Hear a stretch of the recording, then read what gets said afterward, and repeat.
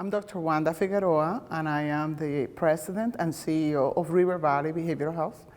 And for the last more than 60 years, we have been the Commonwealth Regional Mental Health Center for Daviess County and 6 other counties. In regards to the mental health court, we have been involved with the mental health court since its beginning in 2019.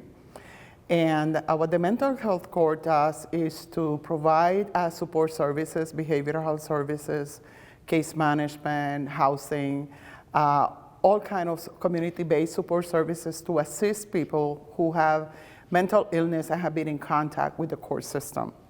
There have been an overrepresentation of people with mental health illness in jails and prisons. More than 60% of people who are in local jails have a mental health disorder. More than 65% of them have a substance abuse disorder. So many times, because we don't have enough services in the community and they have not received proper care and they don't have a system in place, their illness kind of result in them being arrested or not having a life that is stable. And we have to create a better community response system that will include the safety for the community, but the safety for the individual and the services that they need. The Sequential Intercept Model is the best practice model that has an approach to reform the way we treat people with mental illness in the court system, with law enforcement, and also in behavioral health systems.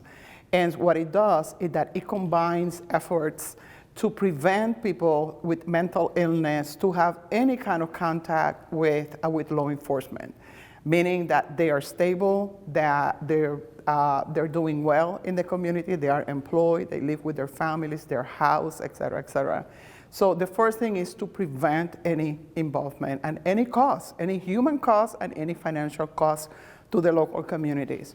But it also provides 5 intercepts, and that means from the point of an arrest to if someone is charged or have to serve time upon the release, that a community behavioral health provider and other providers in the community work together in order to help that person improve their health, improve their mental health, improve the way they function, they make decisions, improve opportunities for housing and employment, so there is no further involvement.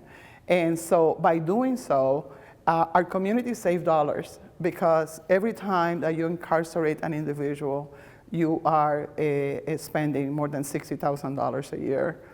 But also it's a human cost, because it's an individual that because of their illness, they have not been able to function fully in society.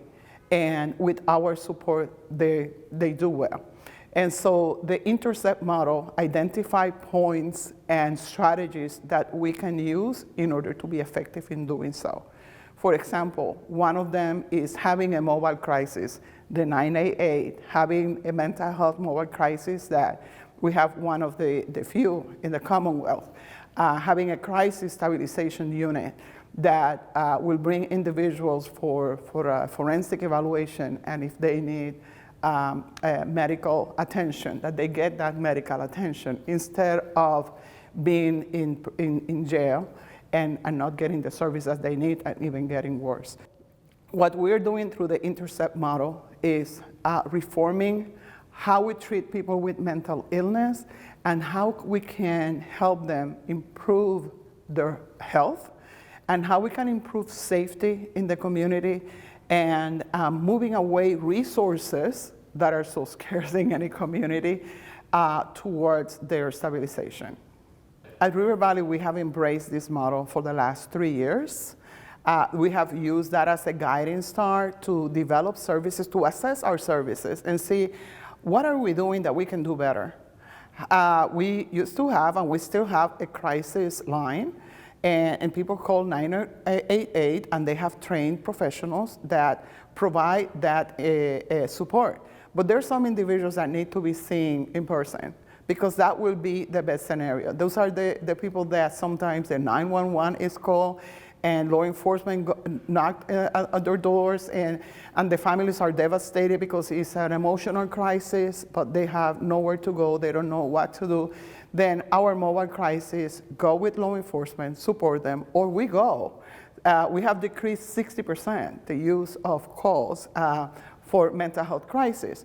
So we have been aligning services using best practices and innovative practices.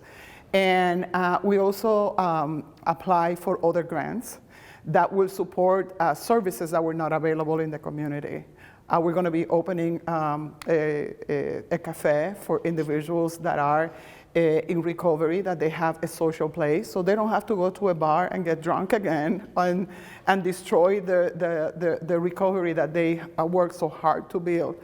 We're going to have recovery homes for those individuals who have completed treatment. So in addition to the treatment that we provide, is like what happened after the 30-day stay or the 60-day stay. We need to make sure that we support them through that. So the collaboration with other providers is important, with homeless shelters, with housing, with employment organizations. Prevention is extremely important. But the other point is having champions like Judge Lisa Jones. She is invaluable for our community because she sees the potential in these individuals, and the fact that a lot of the decisions that they make is because of their mental illness. That is not to excuse what happened, it's to understand it so we can help them prevent it, that we can provide that intervention. And she has been a leader statewide in implementing the mental health court, that other places are looking into how do you do it, how do you fund it, how do you train your staff to be effective. And right now, after 4 years of the mental health court, 90% of the persons that come in contact with the mental health court are doing well. They are employed or they are stable.